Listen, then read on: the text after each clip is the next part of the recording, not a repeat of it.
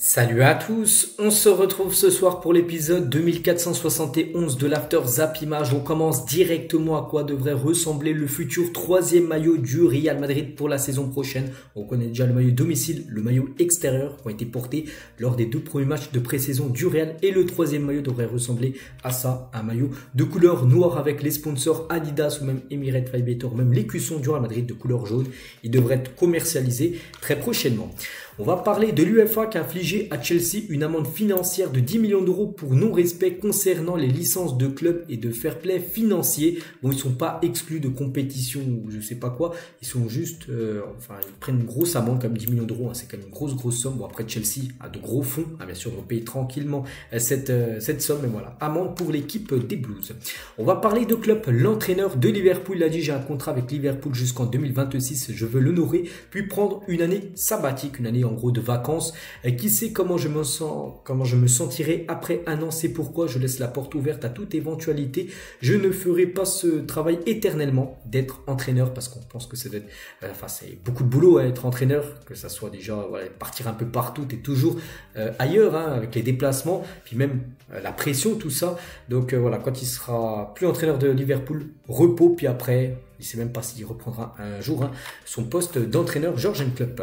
Vini Junior sur Cristiano Ronaldo. Il a dit je m'inspire de Cristiano Ronaldo parce que j'ai vu tous ses matchs et qu'il a marqué une époque au club. C'est une idole pour moi. En parlant de Cristiano Ronaldo, il est très content. C'est pour ça aussi qu'il a pris le numéro 7, l'ancien numéro de Cristiano Ronaldo. Maintenant, c'est Vini Junior qui a ce numéro 7. Et une petite info concernant Vini Junior. Avec les maillots du Real Madrid, c'est lui qui vend le plus de maillots avec le flocage Vini Junior, numéro 7, depuis que le Real Madrid vend ses nouveaux maillots pour cette nouvelle saison.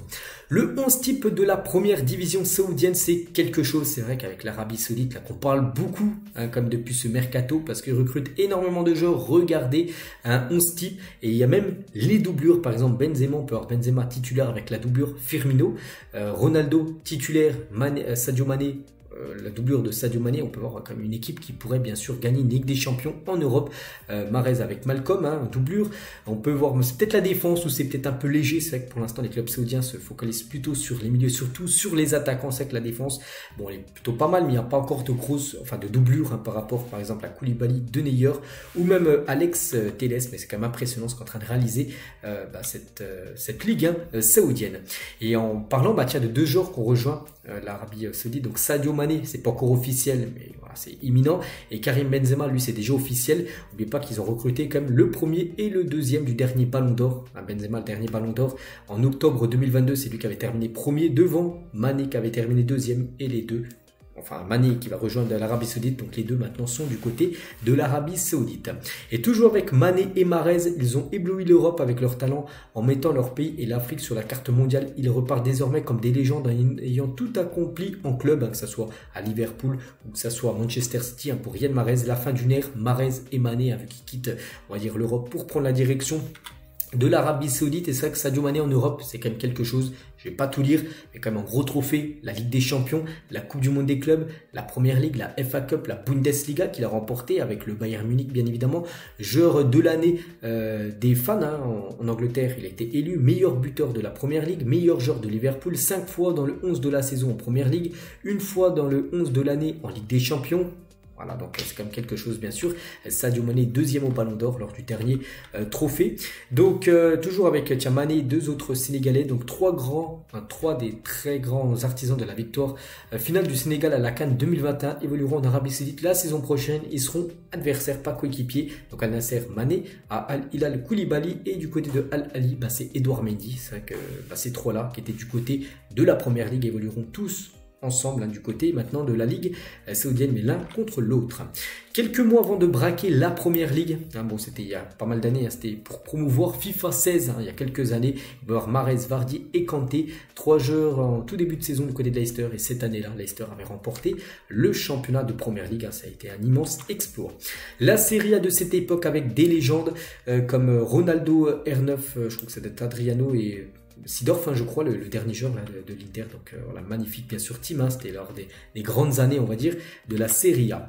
L'équipe de France championne du monde du NSS. Donc les Bleus, représentés par la section lycée Baudelaire du FC Annecy, sont sacrés champions du monde grâce à une victoire 1-0 face au Maroc. Voilà, une petite victoire, enfin une belle victoire des champions du monde français. Bon, c'était un tournoi, on va dire, de lycée, et c'est les Bleus qui ont remporté la compète.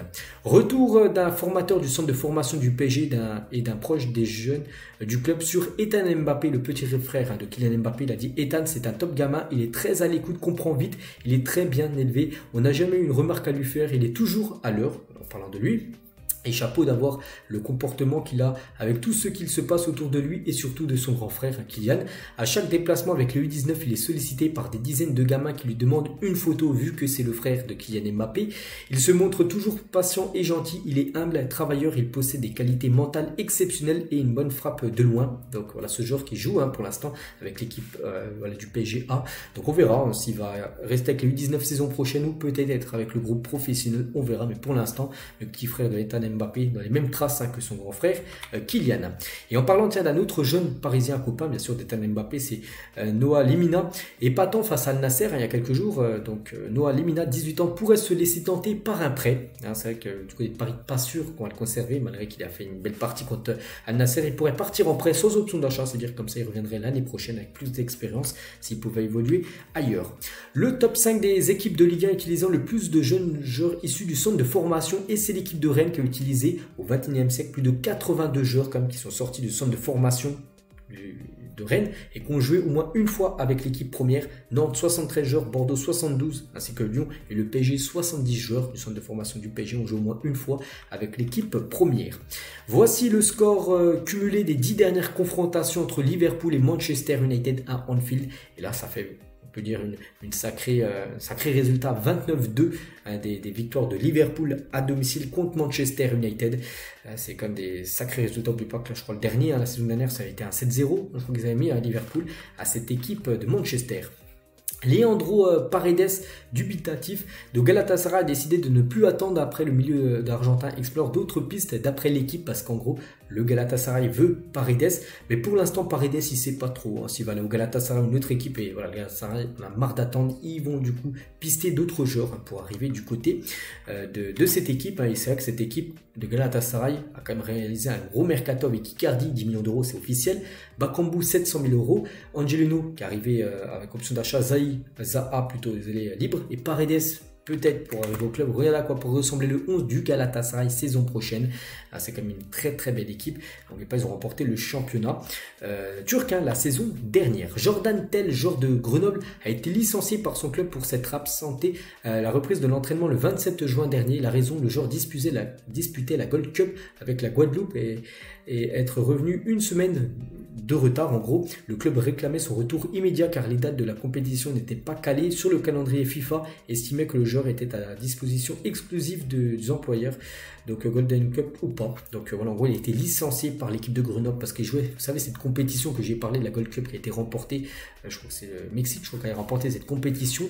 Du coup, il jouait cette compète et du coup, il n'était pas arrivé à l'entraînement. Enfin, il était revenu à l'entraînement une semaine en retard et du coup il a été licencié par son club de Grenoble. Officiel élément indispensable de l'effectif de Frank Hens, Frankowski prolonge son contrat jusqu'en 2028 avec le Racing Club de Lens, et aussi Brice Samba, pour aussi ajouter un joueur, le gardien aussi a prolongé jusqu'en 2028 du côté de Lens. Lui aussi prolonge, c'est Nathan Ake, c'est officiel, prolonge son contrat jusqu'en 2027 avec City, et aussi revalorisation salariale, augmentation du salaire du défenseur Nathan Ake. Laporta sur une arrivée de Mbappé du côté du Real Madrid. Donc Laporta, c'est le président du Barça. Sur le papier, c'est un joueur extraordinaire qui fait la différence. L'avoir en face de soi complique le jeu, mais j'ai confiance en mon équipe. Pour moi, les joueurs du Barça sont les meilleurs. Une équipe est composée de 11 joueurs et la priorité doit toujours être l'équipe plutôt que les individualités. Je serais inquiet si l'équipe en face nous était plus forte que la mienne, mais nous avons une meilleure équipe que l'année dernière et nous allons encore l'améliorer. En gros, que son équipe du Barça est bien meilleure meilleure que celle du Real, avec ou sans Kylian Mbappé. Marco Verratti se fait détruire par son ancien agent Donato Di Campli, qui était l'ancien agent de Verratti. Il a dit Marco a manqué de... Voilà, car il lui restait 8 mois de contrat avec le PSG, donc c'était en 2017, il pouvait aller à Barcelone, mais il a eu peur d'affronter ces gens à Paris, et s'est plié à eux, parce que Nasser faisait tout pour le conserver, parce qu'il était à 2 doigts de rejoindre l'équipe du Barça. Dès qu'ils ont choisi cette voie, sa carrière était terminée, il sera un homme très riche, mais ne sera jamais un champion, parce qu'il a toujours préféré l'argent que le sportif Verratti. Bon, c'est son agent, son ancien agent, qui a dit ça, du joueur italien. Et on finit les gars, n'oubliez pas un petit rappel, là, vu que c'est l'After Zap Image ce soir 23h, le Classico Real contre le Barça, c'est sur la chaîne L'équipe. Et on finit avec une petite info sur le Barça. À quel joueur pensez-vous en premier en voyant ce maillot du Barça version, je crois que c'était il y a 2 ou 3 ans. Donc moi j'ai pensé directement à Antoine Griezmann, qui avait porté ce maillot du Barça, qui n'avait pas été sensationnel, ce maillot à l'époque du côté du Barça, de maillot domicile. Donc voilà ce qu'il y a à dire aujourd'hui, j'espère que ça vous a plu, on se retrouve demain pour le prochain After Zap Image. À demain.